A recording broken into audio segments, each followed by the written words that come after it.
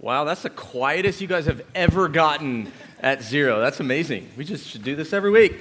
Hey, we are so glad that you're here. If you haven't figured out, we're doing things different tonight. And we are excited about it. We've been talking about this dating hot seat for about a month now.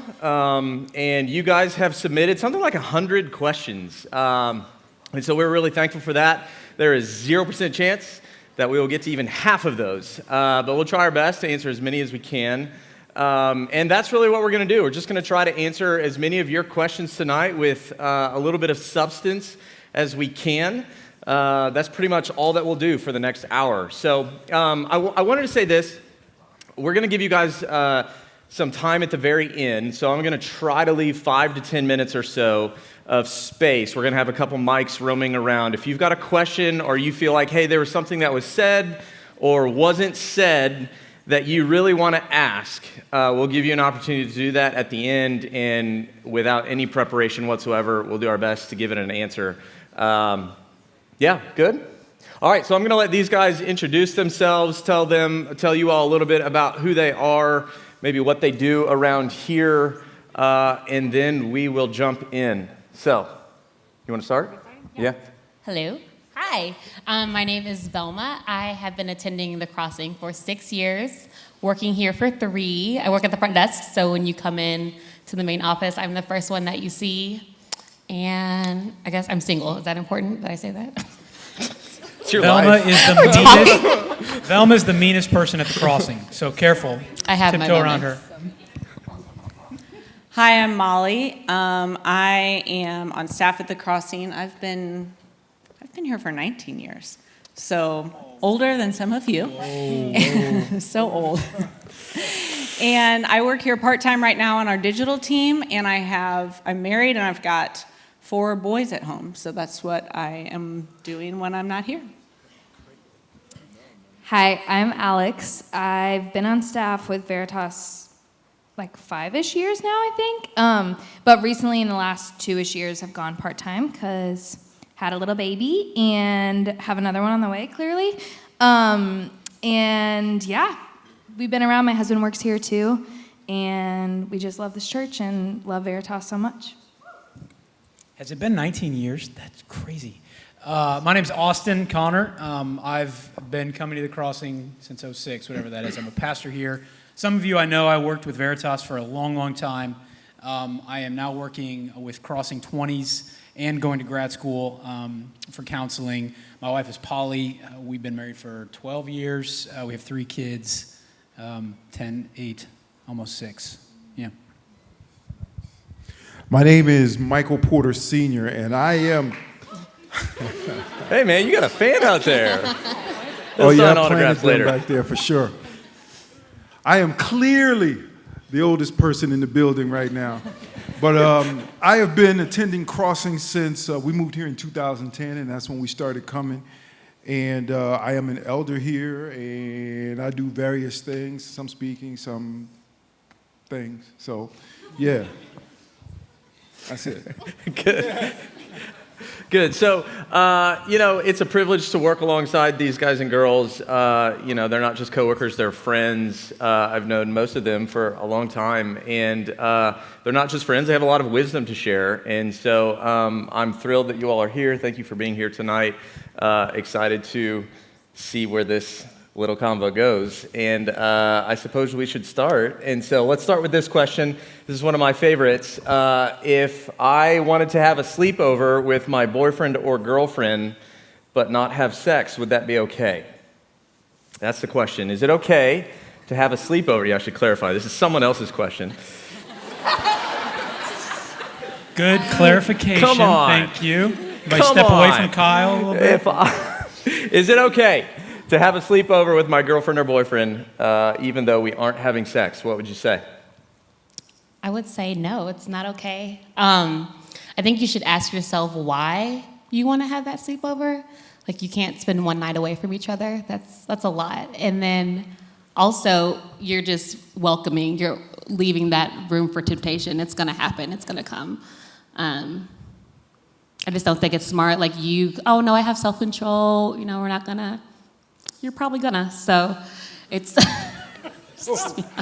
I just don't. It's, Gonna what? I don't think it's wise to do that. I'm going to agree with you. I think the short answer, and my answer is no. I think it's possible to have a sleepover and not have sex and maybe not have anything happen, but I think your point is really a good one. Why can't you spend a night apart? And where is your heart in that? And I think that there is some health to a relationship where you can set boundaries and keep the boundaries. And I think when you start pushing boundaries, if things aren't happening physically, they can still be happening emotionally that are going to make things really hard if this is not a long-term relationship for you. I'm not going to change or disagree with anything you just said. I also want to add this piece. What I first came to my mind is, what are our habits and what is that doing to us? Right? So if I get in the habit of sleeping over with my girlfriend, let's say, is that the 11th commandment? No, it's not technically. It doesn't say thou shalt not sleep with my significant other overnight. But again, With you no mentioned, sex. What? Don't have sex? Right? Yes. Thank you for that, Elder. But right, it does fall under the category for me of wise, unwise. In other words, what is that doing to you? Is that helping you want to follow Jesus more and helping the other person want to follow Jesus more? And are you walking right up to that line and like, well, we're not crossing it. Well, what is it about the line that we really like? And that might say a little bit more about kind of heart motives. So, yeah. Yeah, I would agree with him. It brings to mind a proverb that says, can a man take fire into his lap and not get burned? Yeah.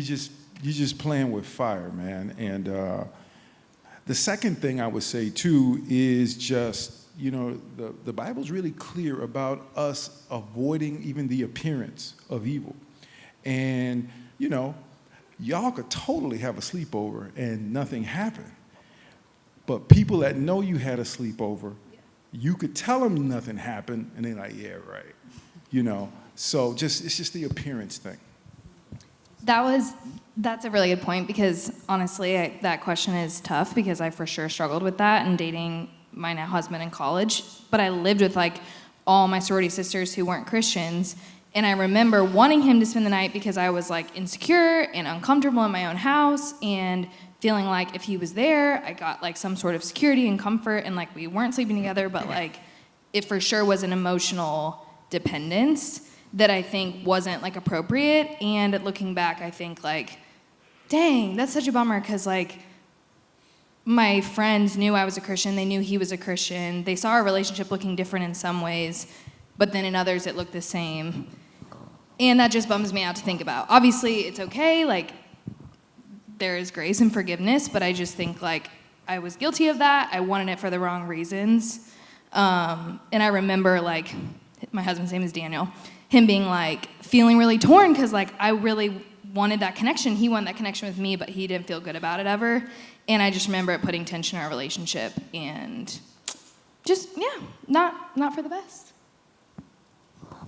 Okay, this is a good one. Someone's got their eye on someone here. So he or she says, if your friend dated someone, then broke up with them, does that mean they are off limits?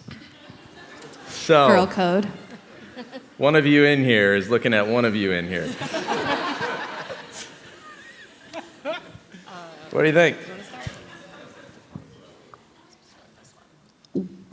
Okay, this is a hard one. I think it's on a case-by-case basis. Like if your friend was, if my friend was dating some guy for 2 years and then they broke up, I'm not gonna be like, so, you know, he's single now. 2 years is a long time. You know, that's a lot.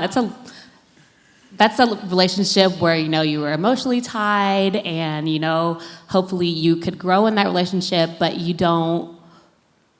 it's not okay for you to enter that person's life on that level. It's like, I think it's very much a boundary thing. I'm having trouble with my words. Like you're crossing a boundary that shouldn't be crossed. Like your friend, my friend or whatever, hopefully within that 2 years, like gave a little bit of themselves to them, and that could put a strain in your relationship, me and my made a friend or whatever. But, and then also Like there's plenty of fish in the sea. You know, you don't have to. It looks a little shady and it looks sneaky. Is that it? I can't. I can. I'm trying to figure out what I'm trying to say. And then also, if this is like a recurring thing, like why are you constantly like running after your friends' exes? That's not good? I think one way that you could help yourself process this is just to ask yourself the question, if the shoe was on the other foot, would you be cool with it? Would you be cool with your friend chasing after or trying to be with someone that you had been with? And not that you're going to arrive at the right answer, but I think it'll give you some insight into how that other person may feel, how your friend may feel. There's a longer story here. In some form, this happened to Kyle and I. And I'll just leave it at that. There's a little teaser. Let me tell you what. I was there. It was funny. It's the person's name. Yeah, I won't. We're say still it. friends, by the way. We are still friends. Here's what comes to my mind, and here's all I can control is me. And if that happened to me, so I would want to do a couple things. One, I would want to have lots of communication. One with the ex. I would want to go to them and say, hey, this is what I am thinking. Now, am I asking for permission? I don't know. Kind of depends on how close that relationship is. How long was the previous relationship, right? The previous relationship was 4 years, and then it's a month later. I don't know about that, right? So that's a question. Are you communicating with the ex? And then are you communicating with the person that you're dating and saying, hey, this is the elephant in the room. What do you think about this? And just to get their level of self-awareness. Are they even thinking about this? Do they see that as an issue? If they're kind of like, oh, no, or if it's a girl, higher pitch, whatever, then I just have some questions like, okay. And then third, and somebody said it earlier, why do I want to pursue this other person at this amount of time, right? So just lots of questions that I would want to ask. I don't know. Somebody say that better. Add something to it. Maybe we can move on. I don't know. I agree with you. I think the communication is the big thing. And I think just like taking it slow in space. I think if you have a friendship with somebody and it's an important friendship, I would really work to protect that friendship and so have lots of openness and honesty and communication. And if it's a really healthy friendship and you really feel drawn to their ex and their ex feels drawn to you and it just seems like this thing that's meant to be, I think that there's a situation where that can work out okay, but again, it's a lot of time and space and communication. And honestly, like in college, in your stage of life, I don't think there's ever a situation where like a relationship just needs to be rushed and you really need to like take things fast. So I don't think it's a hard no, but I think it's definitely something to take slow. And I do think you have to really consider that friendship. And there's a difference between an acquaintance and somebody that you kind of know and you're in the same friend group and like a really close friend or a roommate where you're like, man, if I lost this friend over dating this person, I better really be sure that I'm like gonna marry this person and have a lot of kids with them because it's a bummer to lose a close friend. It's in any stage of life, it's a bummer to lose a faithful friend.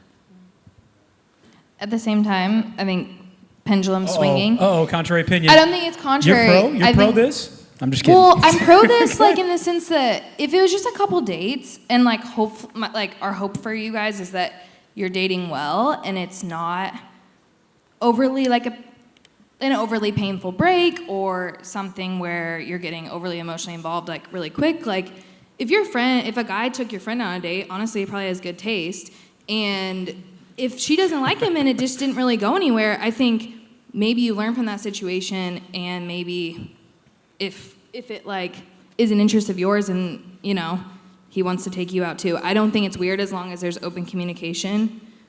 You know, I just feel like that would be a bummer if like every guy your friend ever dated, because ideally your friends are dating good guys, are off limits. Because in a small community like this, there's not that there's not a lot of guys you could date, or sorry, I'm talking to girls, or vice versa. I just think like ideally you're socializing with groups that are like Christians and really eligible like to be dating. So hopefully there could be, not hopefully, but there could be overlap if done well, I think. Good point. Yeah, it's good. Did you want to add to that? Okay. Here's a question that I get asked a lot. Alex, you've probably been asked this question too. Can I still have best friends of the opposite gender when dating? So someone wants to know, can I have good friends, best friends, close friends with the opposite sex while I'm in a dating relationship?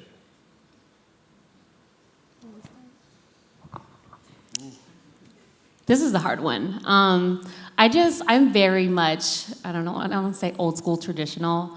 I know that sounds corny, but I think that there's a fine line with best friends, especially when, like, I have male friends, but once they start to get into a relationship, I kind of step back because I don't want to ever be a reason, like a hindrance in what they have going on. Like, I can be like, okay, you're dating her. I just don't think it's appropriate. Like, hey, let's hang out. Let's do this.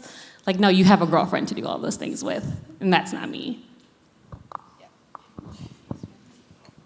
I remember I thought I was really, really good friends with a guy early on in college, like when I first started getting involved with Veritas, and I didn't really know there were like actual Christian dudes, and I just like was obsessed with the idea of it. And They exist. I remember thinking, I'm like, oh no, we're like really good friends. And I remember him telling me like, no, we're not. Like, we're just not, because you're a girl and I'm a guy, and like we're not dating, and we're just not. And I was like, yeah, okay. But I thought we were like close, but I think probably I like enjoyed that relationship because of the fact he was in the opposite sex, because it was like attention, because it was exciting. And I still love him. He's like a dear friend to this day, but we're friends because it's kind of made possible through like our spouses and just like community of church. Like, I don't think it's probably appropriate to like be pursuing someone of the opposite sex to be spending one-on-one time with, because naturally that like turns into an emotional connection or a physical connection for some person. I think it's like highly unlikely that it wouldn't, unless it's like a specific context, like a coworker. Like, Kyle's my friend, Austin's my friend, but I don't text them to just hang out because that wouldn't be like appropriate or respectful to like our significant others, if that makes sense. I don't think it's like a rule, but I think realistically you're not just friends for someone. Yeah, and I wonder, and ladies, you can help fill this out too. I also wonder if there's just a difference when we hear friendship. Does that mean something a little bit different for guys than it does for girls? Here's my hunch, and maybe it's a stereotype, so you correct me if I'm wrong. My hunch is girls can more readily make friends and maintain friends with guys and girls than guys can with girls. In my experience, I had a friend who was a girl for a long time, and then I became a Christian, and I started to realize for me, I was somewhat attracted to this girl more than a friend, but we just called each other friends. And for me, I couldn't separate the two. They very closely blended. And so, you know, you mentioned something like emotional intimacy. It started really functioning like a romantic relationship. Like, that's what it was for me. And so I had to say, sorry, I can't do that. So that's where I just have questions about that. Again, for me, this falls into wise, unwise categories. I don't know if you want to speak to that nature of the differences between how men and women view friendship. Maybe there's some similarities, maybe there's differences, I don't know. I think I agree with you. I actually think back to when I was in college and when I was first dating my husband, and I would be like, oh yeah, no, he's a good friend. And he was like, he's not, he's into you. And I was like, no, we're friends. And he's like, no, that's, just trust me, I can see this. And so I think sometimes people can have a hard time reading that in a relationship. Particularly, I think back to friendships with guys where we were hanging out one-on-one a ton, we were studying together, and none of these things are wrong. And I think when you have a group of friends and it's guys and girls, there's a healthy friendship you can have with men. I have male friends now, but again, I'm not going to text Kyle and say, let's go grab coffee.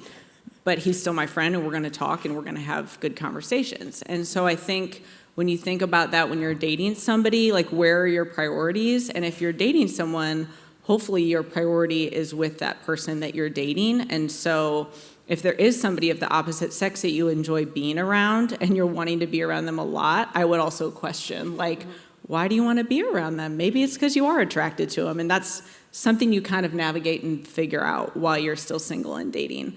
And so I think when you're feeling, if you would feel a deep sadness about maybe losing a friendship by dating someone else, I think that's something to kind of think through. I just thought of the, go ahead. I also think it's important to make sure the person that you're pursuing knows that you have someone that you're close with of the opposite sex, because what if that could be like a boundary that they don't want to cross, or they could be completely cool with it. But I feel like if I were to keep that from them, that's almost the same. It's the same as lying, right? Like, my best friend is a guy, but I don't want to tell him because I don't want him to get mad.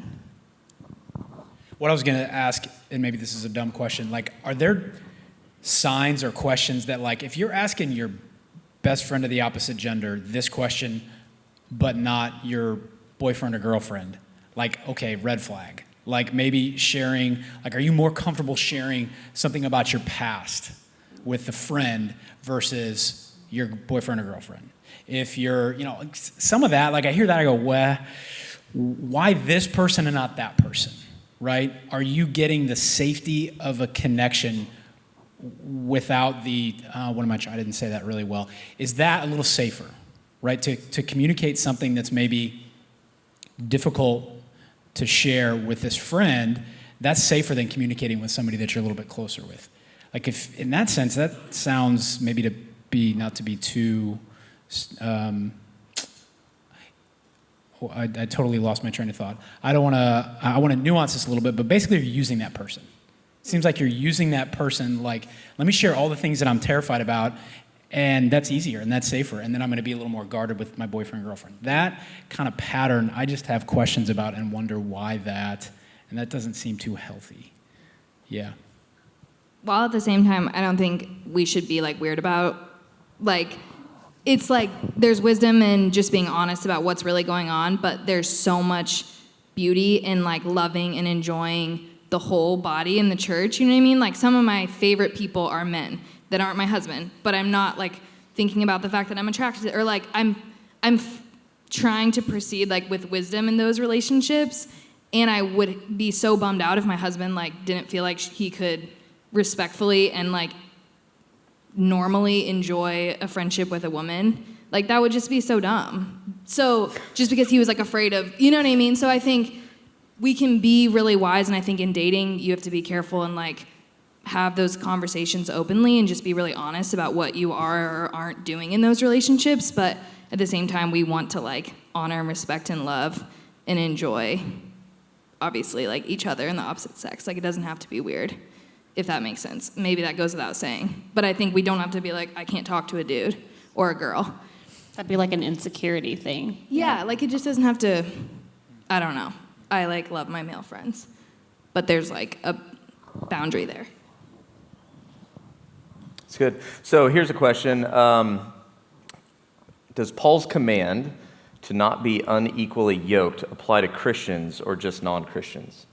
So I think what the question behind the question is, or maybe to paraphrase or rephrase, I think the person is saying, look, I get that Paul says, we talked about this a few weeks ago in Veritas, Alex talked about it.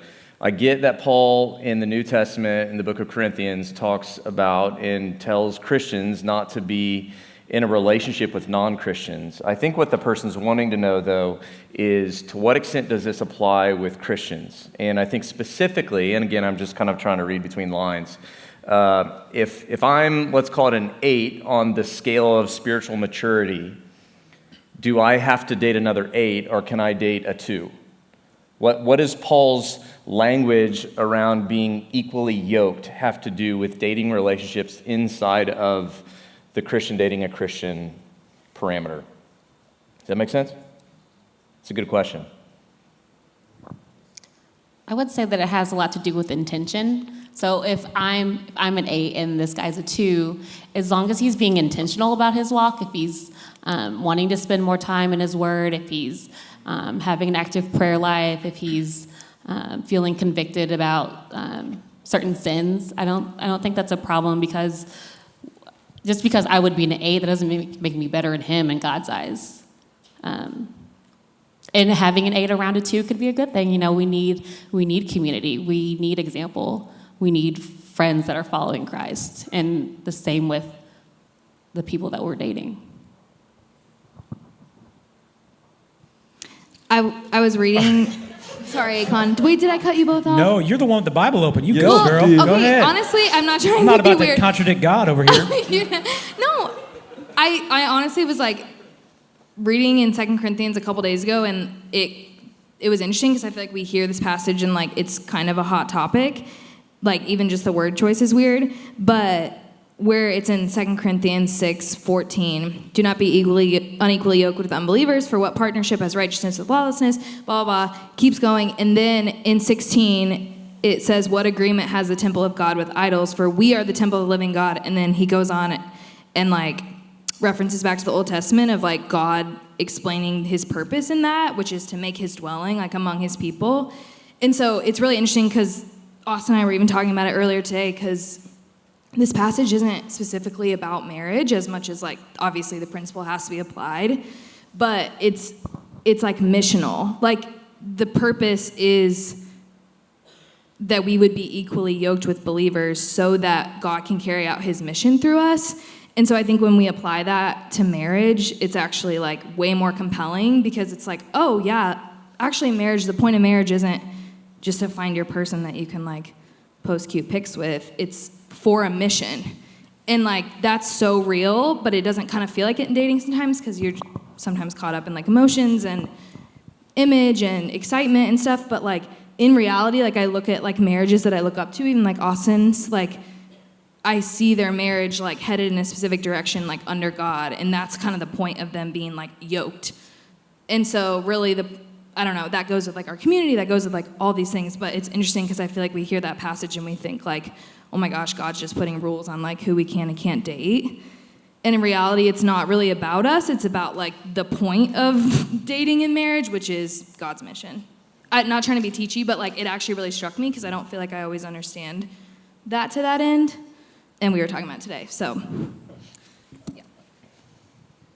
Well, I think from people can say anything. People can say that they're Christian, and they can know that you have this standard that you only want to date someone that's a Christian.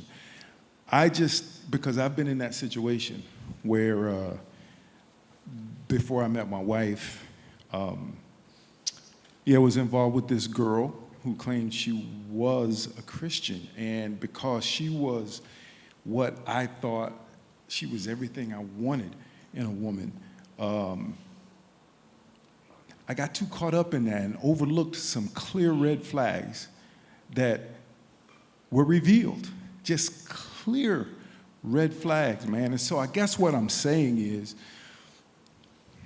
I think it's just good to take it slow and really listen to what people talk about. Really get a sense of their heart. Maybe play games with them.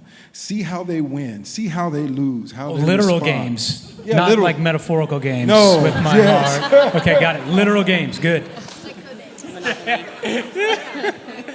Showing my age. Is it Backstreet Boys? Okay. That's funny. Sorry. That's funny. Keep going. But yeah, man, there's just see them, I mean, in all different situations, around kids, and just really be observant if it's someone that you are starting to take seriously, because, they're just, and maybe people don't at first mean harm, but especially girls, from guys, they'll say anything to get what they want. And you have really got to be discerning in that regard.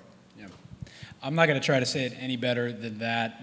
The piece that struck me, and Kyle, you mentioned, in context, the foundation of this is between believers and unbelievers. Speaking particularly to the issue of what about Christians, right?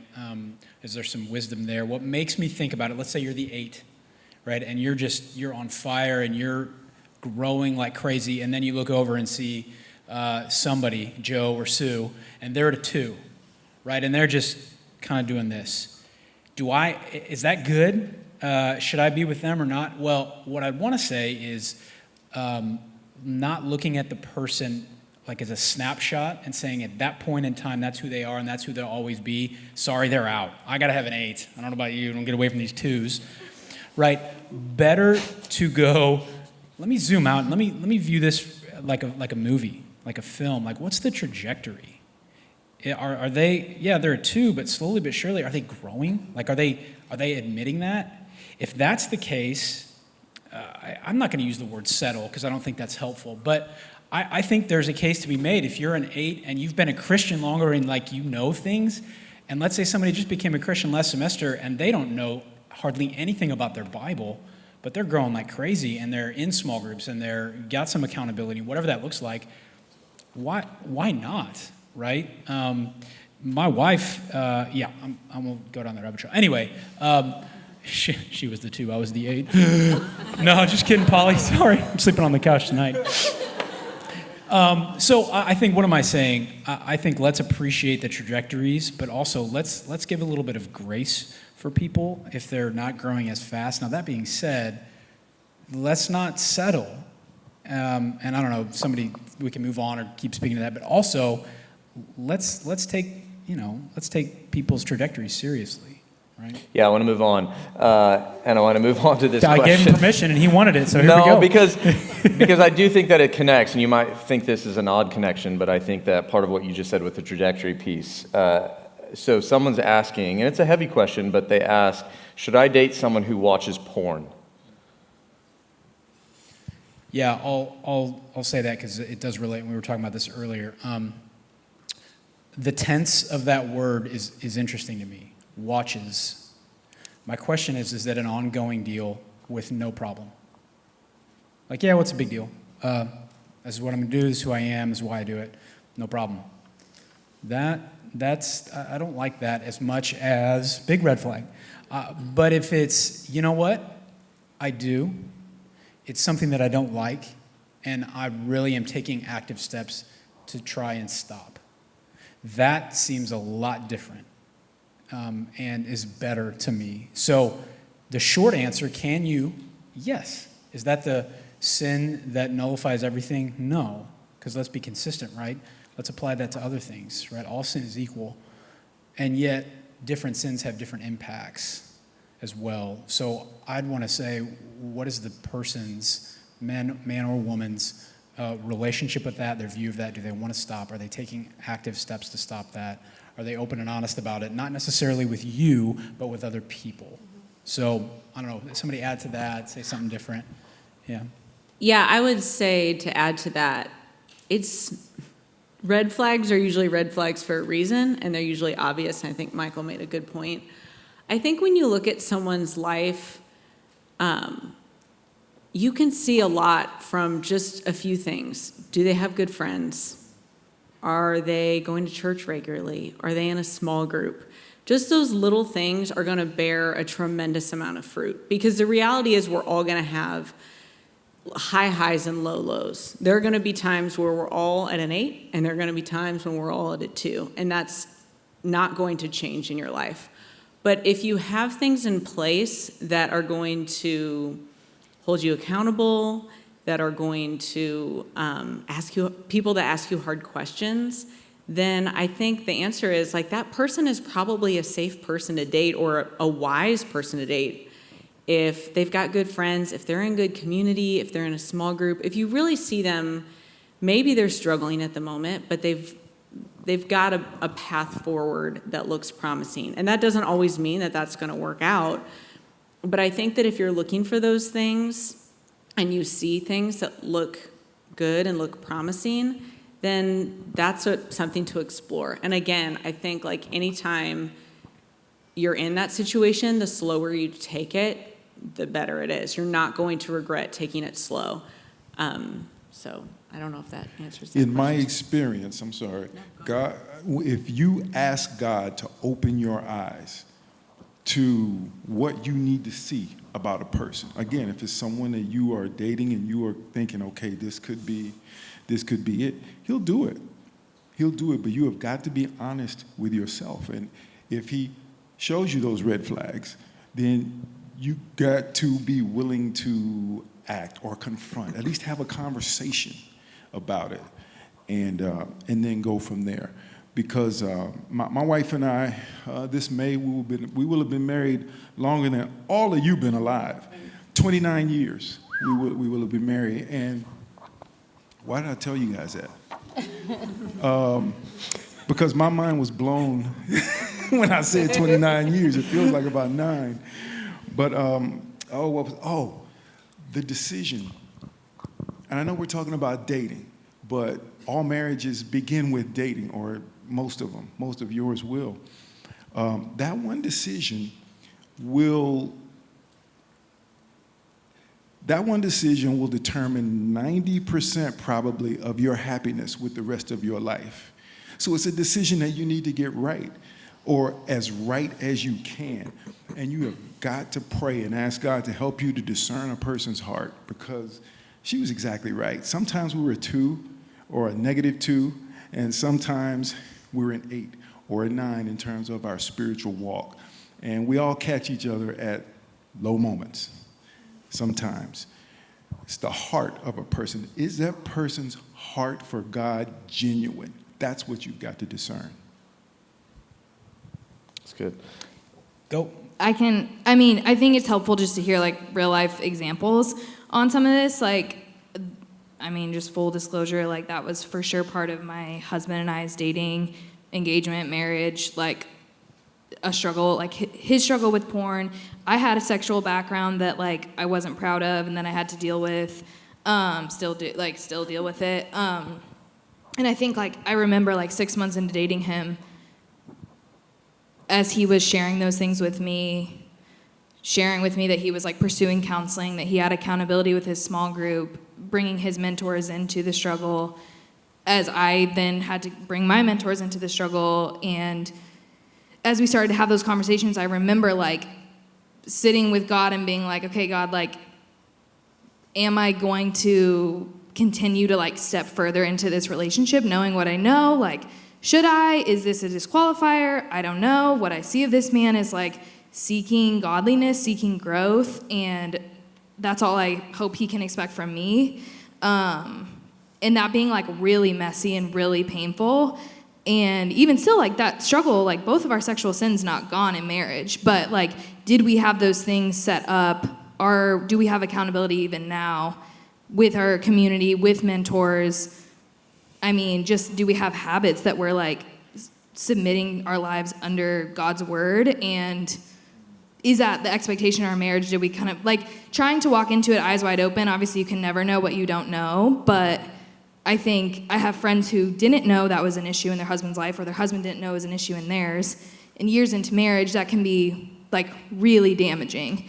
And not irreparable. Sometimes it is, but I think it's important to like be having those conversations, and important to be asking yourself too, like, what do I need to bring to the light that could affect a future marriage? How can I be working on that now? Because I'm so thankful my husband was not complacent in that sin when he could have been like chilling in college, like not caring. But I feel so much more honored as a wife. Not that it's even about me. Like, it's really, his sin is like between him and God. But now that we're married, I'm affected. I just think it's really important, and it's heavy, and there are like support groups and accountability like structures in place that we even have access to with Veritas, that I think if that's an issue for you, girl or guy, it's okay. It's not okay, but it's really common, and I think it's something that is like important to be proactive about. Yeah, that makes me, your question makes me think of something a little bit different, right? I heard this from, maybe some of you heard this by Tim Keller. He has this line that it's like a bridge that has held the weight of my dating and now marriage. If you know how to repent and you know how to forgive, you're going to do fine. If you know how to repent of any sort of sins that you've got in dating, and if you know how to forgive somebody else if and when they have to confess a sin, like watching porn, that's why I'm bringing this up here. When I say you're going to be fine, that doesn't mean things aren't going to go easy, but those are just a couple of good, I think about that all the time. Do I know how to repent, and do I know how to forgive? Because that's a bridge for me that can hold the weight of something like that. How does one repent? It's a great question. the heart of that and the spirit of that is you turn and go a different direction. That involves thinking, that involves feeling, that involves maybe action. Maybe in a moment, like literally, I need to get up and away or walk away from this computer right now. Maybe it's over time, I got to stop going to certain places. Looks different in a lot of situations. But what I think about repent is going a different direction. Yeah, so let me get specific here because I think, speaking of bridges, that's a good bridge to this question. This person says, if you've had sex before marriage and regret it, what do you do? Okay, so I'm not a virgin, and I used to have no conviction about fornicating. I was proud of myself because I was using protection. I thought I was doing like the right thing, but as my relationship with Christ grew, I did become convicted of that sin, and it was being young and dating and living in a world where hookup culture is okay and normal. It was hard to find guys that, to be honest, I couldn't. I wasn't finding the right men. I wasn't pursuing the right men. I kept like giving in and saying, okay, well, I want to do it to make him happy, or I would try to bring him to church, but there's so many things that can go wrong with fornicating, STDs, pregnancy. You have a whole emotional connection, like you gave yourself to that person, and you're binding yourself to that person, and something that's supposed to be between man and woman, that's husband and wife, excuse me. That's the way God designed it, and when you take something that God designed and use it for your own good, that's sin. You're putting space in between your relationship with God. All that to say, it doesn't mean that you're completely ruined forever. God has graced you. He's forgiven you, and you should be able to forgive yourself. It's hard to, the hope is that, you can see why it's a sin, but I lost train of thought, sorry. You can see why it's a sin, but you can, like you said, turn away from that. And I'm thankful that I can sit and share this story because I don't have any shame. I don't have any guilt because those things don't come from God. That comes from the enemy. And so I can sit here and say, yes, I made that mistake, but God has forgiven me, and I can forgive myself. And hopefully the person that you're dating or wanting to date, they should be able to forgive you also. Can you ask your question again? I want to catch it. Yeah, they just asked, if you've had sex before marriage and regret it, what do you do? Or maybe let me tack another one onto it. How do I go about telling someone I like I've had sex with multiple people?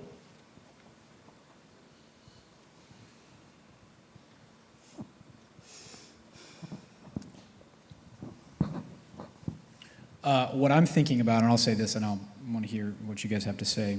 I'm going to the first one. What if I had sex before marriage and I regret it? The word that came to my mind was the regret piece. I could imagine, my guess is if that's you, and you're trying to follow Jesus, there's a lot of shame around that. And it's really difficult. You can hear, Jesus loves everybody and forgives everybody, and it's grace. He loves that for all other people, but not me. I would really want to sit with the reality that Jesus loves you, whoever you are that asked that question, anybody, loves you not as you want to be, but as you are. Warts and all, at your worst, on your worst day, Jesus says, yep, come on, I want you. That does not disqualify you. That is what is true of every single person in this room and in anybody that's ever been born. If that is shown to me, how could I not show that to someone else? That does not mean that, well, let me just do it and it's fine, it's easy.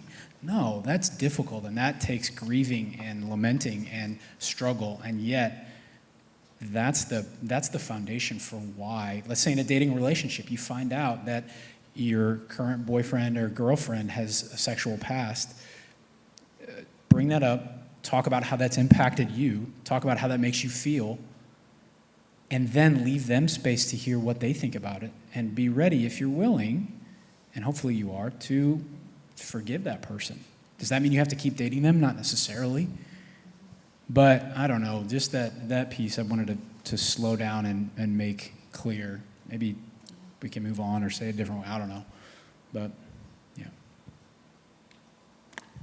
I think one thing to bring up too is no one enters a relationship with like absolutely no sexual sin. We're all sexual beings. It's just part of how God made us. And part of God's perfect design for sex is that it happens in marriage. But I don't think that you enter a dating relationship without any sort of sexual sin or baggage or something. And so it may be that you're the person in the relationship that's having to deal with more of the sin of the other person. It's something we've had to deal with, I've had to deal with in my marriage, and there's forgiveness, and it's a repeated thing that has to be dealt with. But it's also, having sex before marriage is not the ultimate sin. And I think sometimes it's a really easy one to point out. Like, it's an easy black and white, like, man, you've done that one, but you know what? Sometimes maybe it'd be better to marry somebody that had sex before marriage than somebody that's like a horrible liar or unrepentant of their pride. Because if that's a sin that you've dealt with, but you're repentant and God forgives you and your spouse forgives you, like, you're gonna keep working through that. Your line about repentance, or Tim Keller's line about if you're able to repent and you're able to forgive, that's gonna get you really far. And hopefully you're dating somebody that feels the same way. So will it be a hard conversation? Yes. Will it be an ongoing conversation? Probably also yes. Is it possible to work through? I do think it is. I thought this was an interesting question, kind of hard left here. What are some good emotional boundaries in dating? Not having sleepovers. Let's close in prayer. Hot take.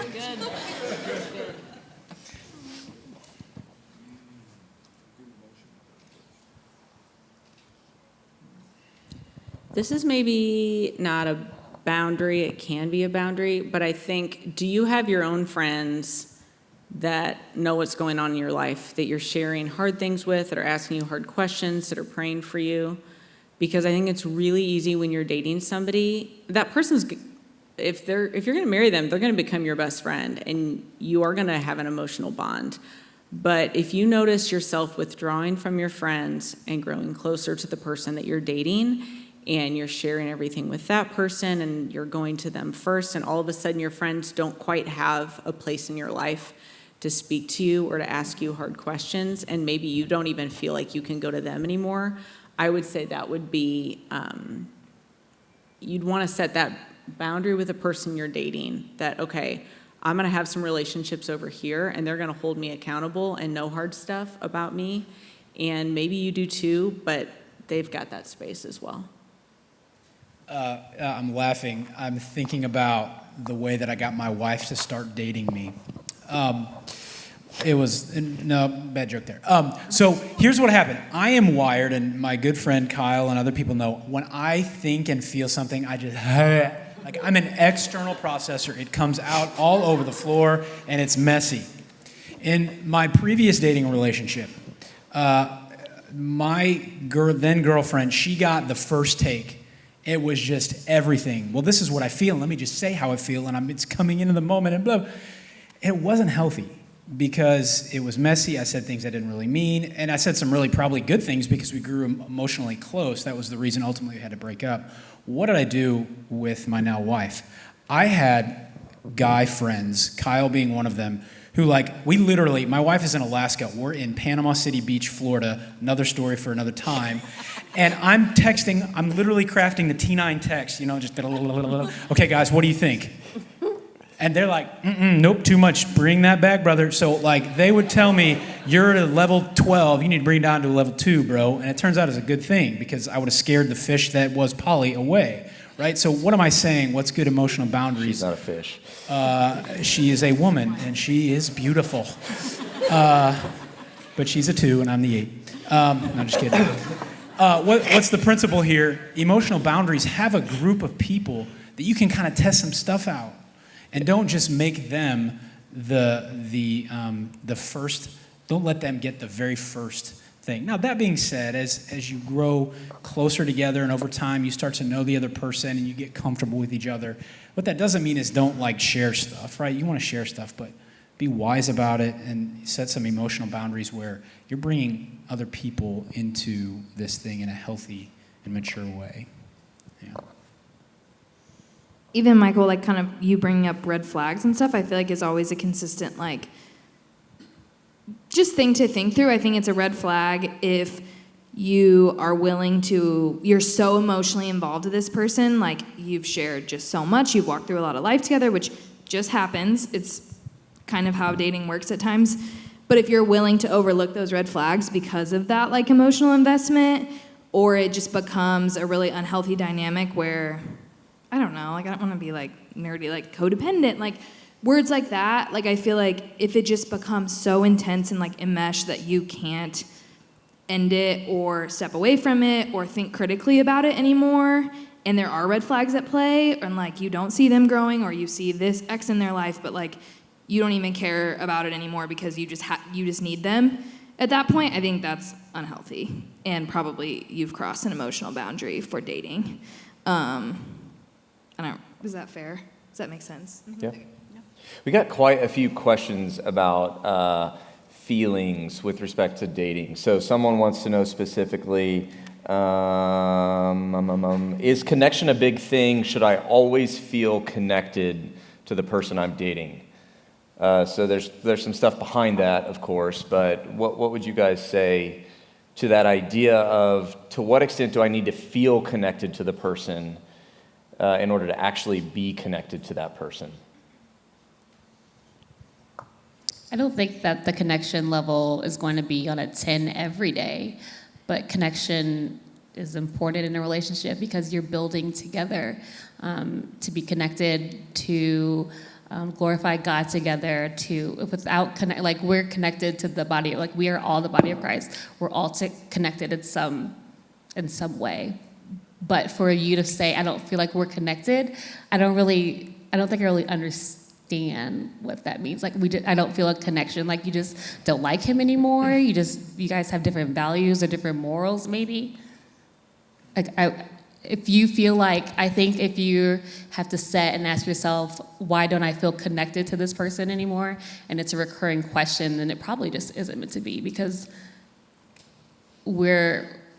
God made us to be together. So if this other person, you don't want to be around them, I don't feel that joy, I don't feel the need to be plugged in with them, then you probably shouldn't be dating this person. I don't know if this applies at all, but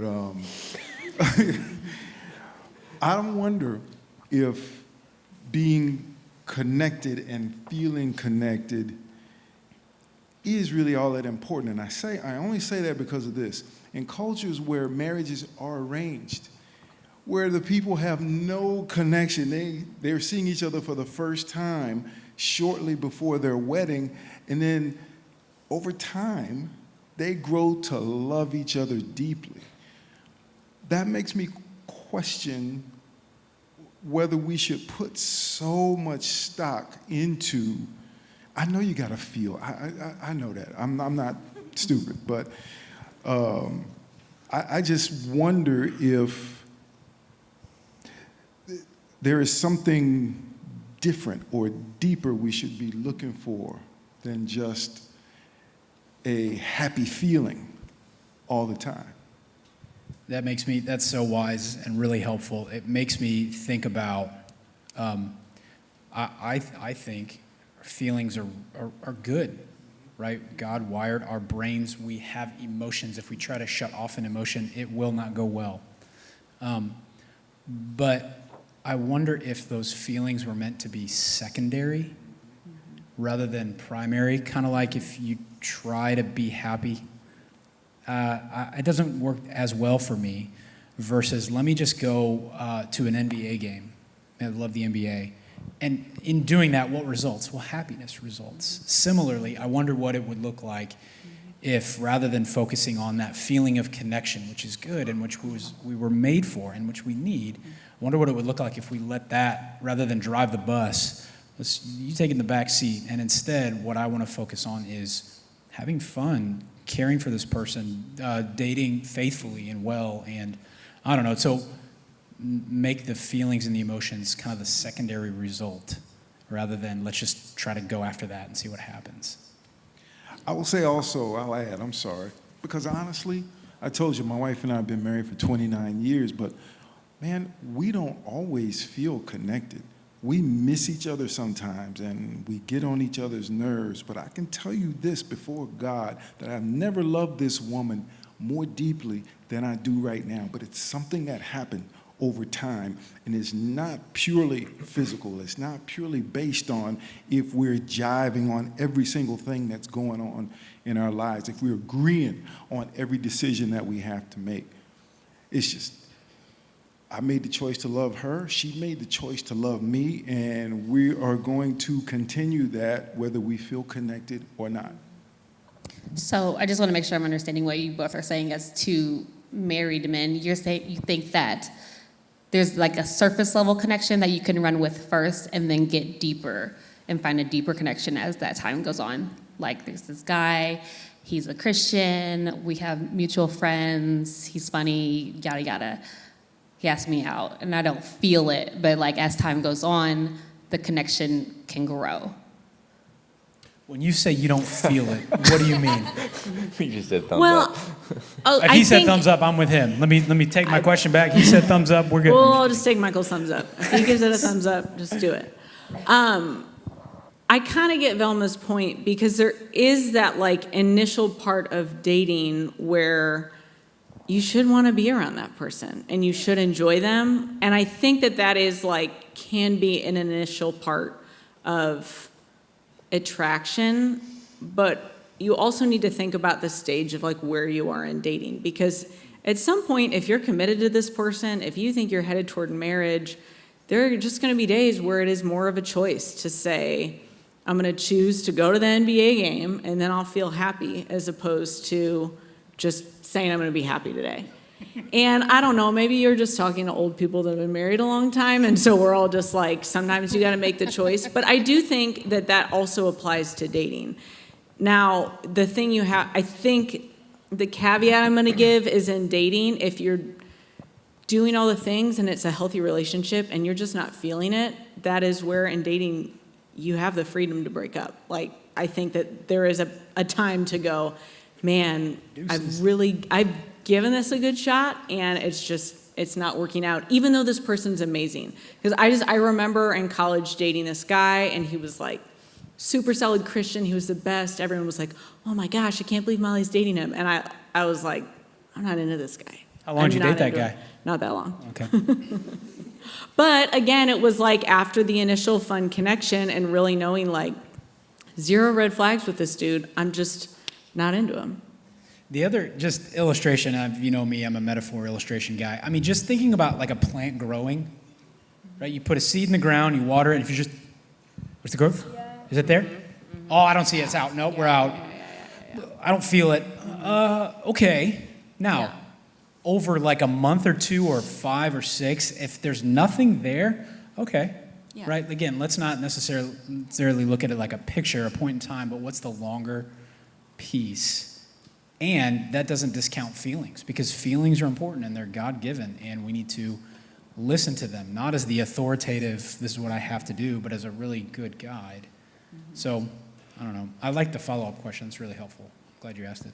And with that, it's like, we don't have to be married. Like, it's not like we made it in life when we get married. So it's kind of like, I remember like dating guys in college and feeling like, yeah, like I could keep, like I'm enjoying myself, but like I also don't, I like don't want to marry this person. Like I'm not really feeling like I need to be dating right now, and so like I'm not going to.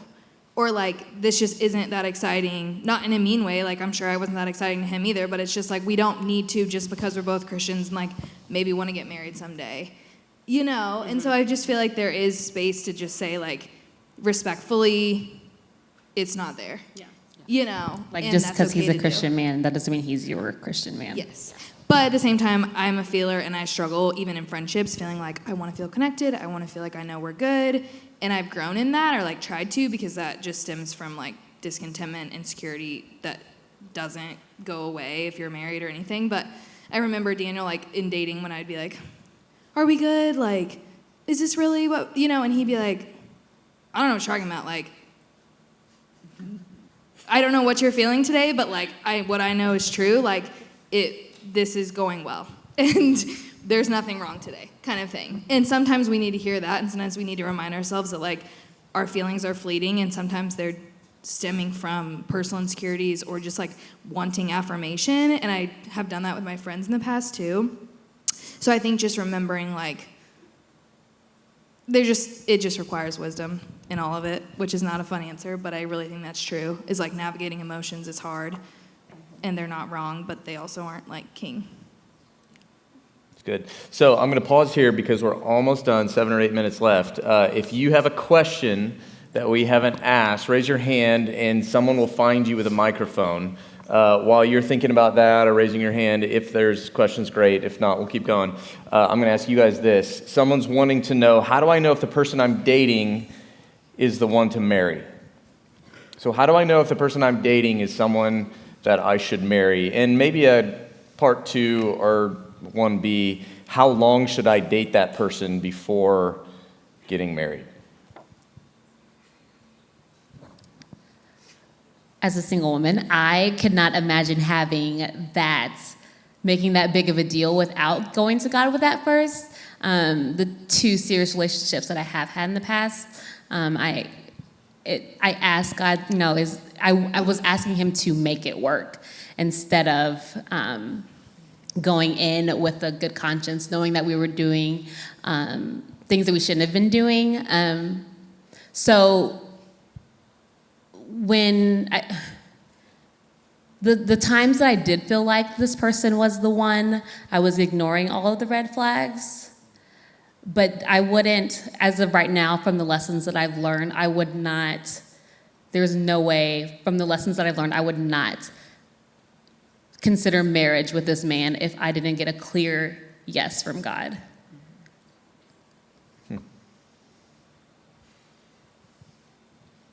When I say clear, I mean clear. Like I told God, like clear, like can you just drop it on me?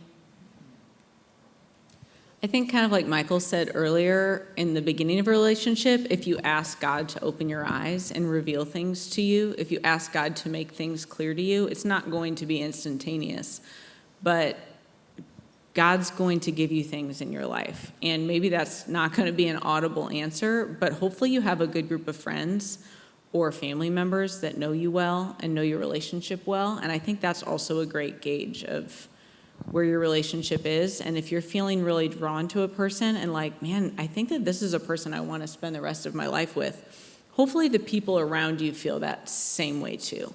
And if they don't, I think that's something to listen to, because I think God's going to use other people in your life, other relationships, to let you know, like, this is a good thing, or maybe this isn't a good thing.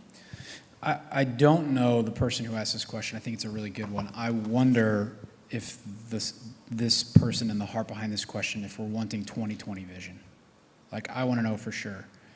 And unfortunately, I don't think that's the thing. No one, and I think the world that we're in, that nothing is ever 20/20. I think for me personally, I got down to about 50/20, right? What are the things that help clarify? Well, Molly just brought it, like, are there some good structures in place? Is this person, the thing that sold me on Polly, she had an independent relationship with Jesus. She was growing apart from me. That for me was the number one. 2, she was kind and she had character and she was growing. She was honest. She was gracious with me. So those were kind of the things that brought it down. And when I started, it was at 220. then 120, and then got down to about 50-20. At the end of the day, I was like, this was just me. I can't get any clearer. There's no reason for me to wait. I don't have any more good reasons to say no. Now, some people are wired differently, right? But I think what I'm most clear about is the 2020 vision. I understand why we want that, but it's not a thing. It's not possible. There's an aspect of faith in every part of our lives, and that's where, at the end of the day, we have to trust in Jesus. It sounds so cheesy, and I'm supposed to say that, but it really is, I think, true. And that's how it, I think, can apply in dating. Yeah. Do you think so? Men are, built to pursue women. What if I'm like, I know he's the one God is telling me, but that yes has to go to you, because as a woman, I'm not going to bring up marriage first.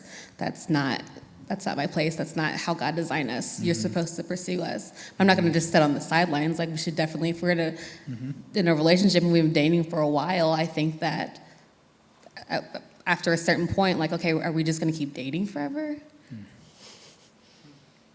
So I guess your question is, what if you come to me, someone comes to me and says, I am convinced that God, not told me, but like, I'm convinced this is it. Like, I would like to marry you. I'm all good over here.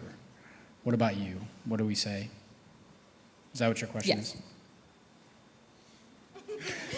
I've been talking a lot. That's not me punting. No, that's all right, man. You know what? That actually happened to me once. Believe it or not. What? When I was in college, a woman came up to me at church and said that. She said, "You are my husband." Now, did you know this person? Yeah, I knew her. Okay. I knew her. We were in a small group, a singles group, together. And well, I'll just say this: if somebody comes up to you and said, "God told me," run. I'm with my man here, man. There was just with. My wife didn't do that, but she did make it clear as we were dating and getting to know each other that she was extremely interested. And I remember the moment when I felt like, you know how at dog races that gate lifts and the dogs jet out of the gate? I remember the moment when God raised my gate and told me I should pursue this one. And we were having a long conversation. Remember I talked about, you got to discern a person's heart for God. My wife came from a tough background, Iowa, farm deal, alcoholic dad, abused her mother. And it was just bad, man. He did lots to destroy that family. And one Christmas, it was close to Christmas, we were on the phone talking. I don't know how we got into it, but she was telling me about this.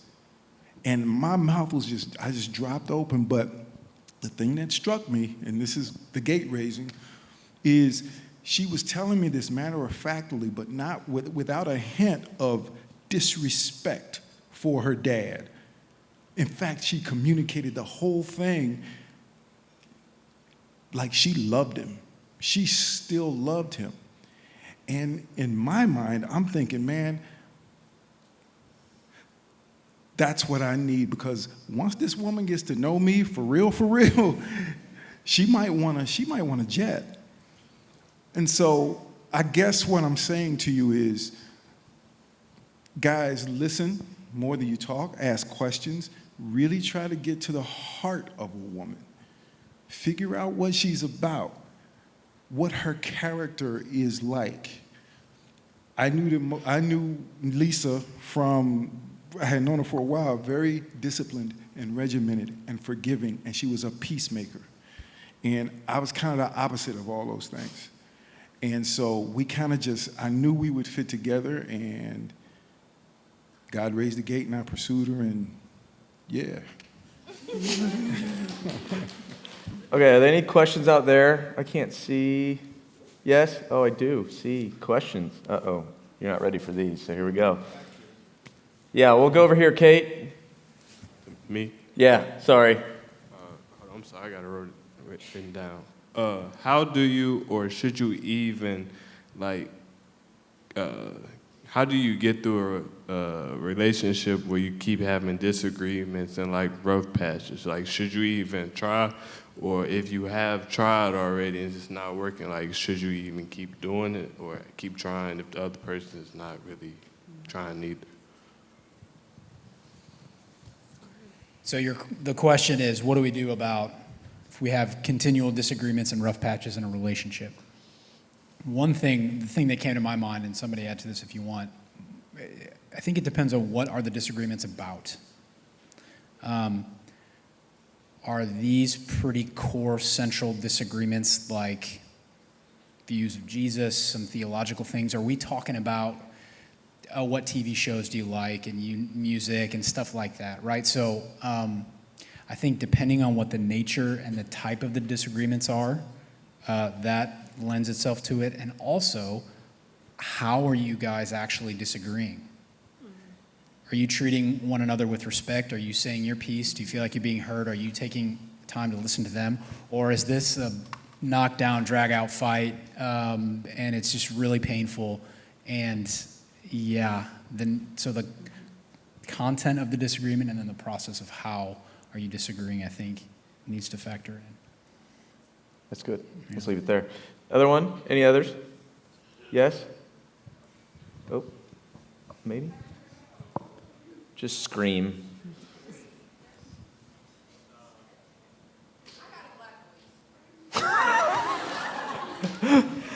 Is it on? Yeah, there we go. Okay. Come on. Oh, there's a lot of people staring at me. Okay. It's tough, I know, I get it. My name's Treasure, not that anyone asked, but I consider myself Hi, a strong Black female, and I'm very bold to say. So how do y'all feel about a female going? Y'all kind of touched on it, but not really. How do y'all feel about a female going to a male and being like, I'm interested in you? Not the married part. I'm not going up to nobody and be like, I want to marry you, but if I'm interested, how do I go about that, and where do I stop the line? You know what I'm saying? Because it is a man's job to pursue. That makes sense? I think she's asking you. Sorry, How I'm would you asking- feel if a woman came Yeah. up to you and was like, I'm interested in dating you? Was that your question? Were you asking them or I was just asking females and male perspective, or Okay. I don't know, mostly male. Mostly male. I answered the last question. You go ahead. Yeah, so say the question again. What is the question? How would you feel if a woman came up to you and was like, hey, I'm interested in you. I think I would like to date. Yeah. Go on a date. Oh man, I think that's cool personally, but I mean, again, you got to be careful, especially if it's a guy that you don't know, because there are guys who will take advantage of that. So I say, okay, it's cool for you to strike the match and everything, but you know what? Let him provide the rest of the fire. Let him be the one to drive the relationship from there. That's what I would do. I'm thinking about our culture today and how guys can be, is all I'm saying. I'll be quick, and then I want to hear from you guys. I think being confident enough to say what you want, that is a good thing. If you got to err on one side or the other, yes, I say let's be honest about what we want. Doesn't mean we're always going to get it, but thank you I'm so glad to hear you say you know what you want and you are not scared to say that. Awesome. If you got to err anywhere, let's err there. That's what I'd say. Yeah, I would say if you feel like, man, this is somebody I'd like to hang out with, being honest about your feelings and even honest about your approach. Like, I'm not going to study with you just because I think you're good at math. It's because I like you and I want to hang out with you. And just being clear, because, man, I studied with so many people for so long, it was a waste of time. So How much money were you paying for that undergrad degree, Molly? But I also think because you have a strong personality, I would also say being strong enough to know when things aren't working out and going, I'm just going to set a boundary here and say, I was attracted to you and we hung out and you're not doing anything about it, and so I'm not going to hang out with you anymore. Because I think that's where it gets hard, and that's where I got tripped up a lot. Was like, well, maybe if it just hang out a little bit longer, things will work out. They probably won't. So move on, because if he's not into you, that's okay. There's somebody else that will be. Yeah, you have to be prepared for that rejection, putting yourself in that vulnerable position for them to be like, I like you, but just as a friend, I wouldn't see it. Because that has happened. I'm not shy, so I've approached men before, and it hasn't worked. But if they wouldn't have even known that I was interested, if I wouldn't have shown that original, hey, let's hang out and stuff. But just because it didn't work for me doesn't mean it can't work for you. Okay, one more from you all. Yep. Is it Sierra? I can't see. Run faster, Kate. Hello. Yeah. Oh, I don't like hearing my voice. Anyway, so I feel like we've been kind of like hinting around like being pursued in a godly way. So like guys, how has it looked like for you to pursue your wives in a godly way? Or girls, how have you been pursued in a godly way? I was telling Austin this story before we started, and so I will say one thing my husband did really well is he didn't do the let's hang out for like 6 months and leave you hanging. But I think one thing guys have the opportunity to do really well, and girls, I think this is something to look for, is just being really clear about your intentions. And that doesn't mean that you have to start dating right away, but it can mean one person, in this case I'm saying a guy going, okay, I'm hanging out with you because I like you. And I think I'd like to date you. And I'm not putting the ball in your court, but if you feel that way too, I would like to know, because I would like to date you. And I think that's just a great start to godly pursuit, and just being really clear and open about what your intentions are and spending time with somebody. There have been plenty of times where men have pursued me the wrong way. So examples would be, if they say, I go to church, I love God, but if they don't know God, they can't have a godly relationship with you. When you're hanging out, is it always surface level? Or are you just talking about TV shows? Or, have you talked about your theology? Are they involved in church? Have you even, if it's like further down the line, like praying together, that's really important. So you can't have a godly relationship without keeping God at the center. Two things come to mind. One, I want to acknowledge, just for guys in particular, it's not easy to put yourself out there. It's hard for everybody, right? But especially, I think, it was, again, in my case and for a lot, to put yourself out there and to say, I really like you, and to be told, thanks, but no thanks, and just kind of slide it right back across the table. Eesh, that hurts. So just be honest about that and go, yep, all right, here we go. This is going to hurt maybe? Oh, okay. It's going to be okay, right? Like, absorb the blow, grow from it, and move on. So that's, it's something as simple, you said, as being honest with how you feel and what you want. The second thing, get a little bit more specific, right? Kind of different areas. So like with my wife, part of the way I pursued her and still do is I just asked a lot of questions like, what are you learning? What are you reading that you really like? And so I would ask a question with the hopes that she would kind of come out and discuss, right? And then the other piece is I would just try to hang out in groups as much as we can, right? Have a healthy mix, especially early on. Like we go to, hanging out with a bunch of people and then maybe go get ice cream afterwards or something like that. That was just how we did it. Try to have a mix of community things and then the individual hangouts. And then as time went on, right, I don't know what the ratio was, but early on it was lots of community hangs, less one-on-one hangs, and as time went on, the more and more one-on-one hangs, still with the community hangs. So maybe that's a little more landing the plane a bit. Yeah, let's end here because several people asked the same kind of question, and the gist is they want to know some practical advice, wisdom, tips, etc. on keeping God first in their relationship. So how do I keep God at the center of my dating relationship? What would you say? Going to church together? What'd you say? Going to church together, step one. And like I said, praying together.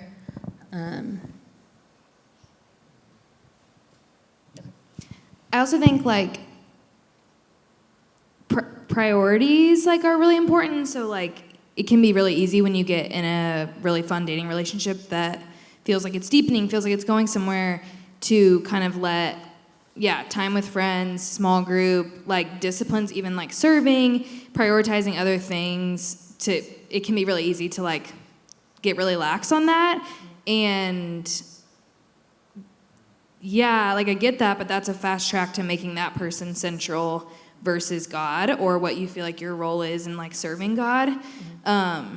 So I think it's important to just like, yeah, keep those commitments and make sure you're being aware of that. Another thing I remember being really helpful is just being brutally honest with like mentors or just like a couple close friends about what's going on inside the relationship, because that's kind of like a way of being obedient to God, is being like, I am going to let someone into this and invite the accountability or critique, and not just kind of like keep this thing over here and let it grow and grow and grow regardless of like what's going on in it. If that makes sense, like I think it can be really easy, I don't know, to let that person's like opinions and your time with them just become your God in a sense. And I don't really have any, like, it's just hard. Like, it's immediate gratification. It's exciting. It's you, like, yeah, falling in love is, like, so intense. But I think as much as you can, keeping checkpoints involved with that. And I just think that is, like, such a good foundation for, like, a healthy marriage, too. It's just constantly being honest about what's going on, bringing others in, and keeping those commitments. Like, even now, like, I don't want my husband to compromise, like, his time, his personal time. I mean, sometimes I do, simply. If I'm like, can you unload the dishwasher? But that's stupid. But like, or time with his friends. Like, I don't want to be like trying to lord over his life when I know there are things that are really healthy for him that like don't involve me. If that makes sense. I think one way that you can keep God at the center of your relationship is just to have a continual conversation with him about the relationship, about your life. You know, God is always speaking. We just don't always recognize the ways in which he's speaking to us. Proverbs 3, 5, and 6 says, trust in the Lord with all your heart. Lean not on your own understanding. And we do that a lot in relationships. We lean on our own understanding. It says, in all your ways acknowledge him, and he will direct your path. I think that's a promise from God. In all your ways, in all your dating ways, acknowledge him, know what pleases him, and he'll direct your path. So I read a book back before Lisa and I got married called Practicing the Presence of God by a guy named Brother Lawrence. And he was a friar and a dishwasher, and people came from all over the world to talk to him for his wisdom. And the most profound thing he says in his letters, the book is a compilation of letters that he wrote to people. Continual conversation with God every day about everything.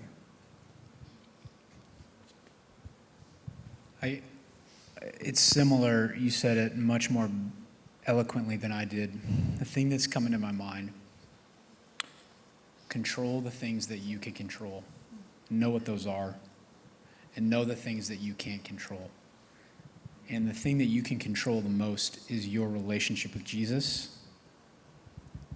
How and where you pursue that, what that looks like, and where and how you can treat the other person, where and how you bring other people in there, right? What can you control, and what can't you control?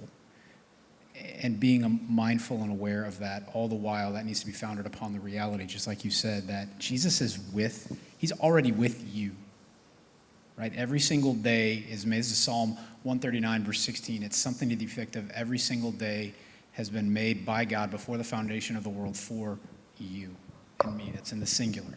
And so every day is not a surprise to him. So he's already with you. And so responding to that, that's what we can control in a dating relationship.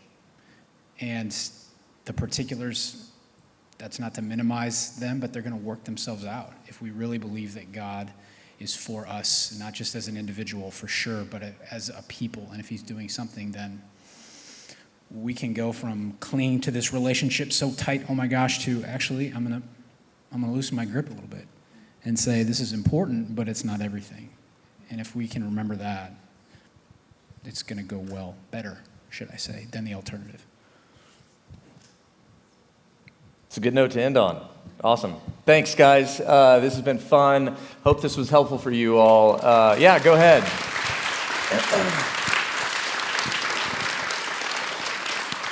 Actually, let me close this in prayer, and then we can get out of here. Jesus, we are so thankful, as Austin just reminded us, that you are indeed with us.